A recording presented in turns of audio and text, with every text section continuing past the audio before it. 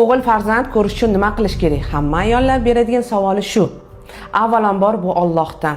Lekin meditsina tomonidan isbotlangan usullarni sizlarga sanab o'taman, bo'lishaman. Faqat aytib qo'ying, bu sirlarni hamma ginekologlar aytib bo'lmaydi. Avvalo jinsiy aloqani kunini tanlash kerak. Birinchi o'rinda siz ovulyatsiya kuningizni bilishingiz kerak.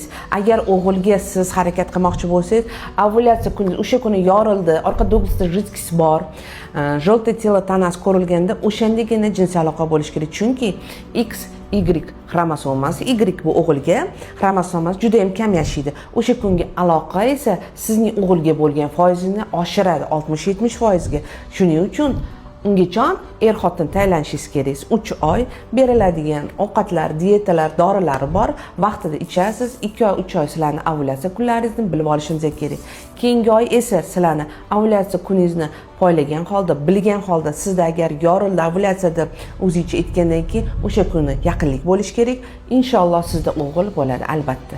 Shuningdek, erkaklarning dietasi juda muhim. Kaliy, natriy elementlari ko'p bo'lsa, o'g'il ehtimoli kuchayadi.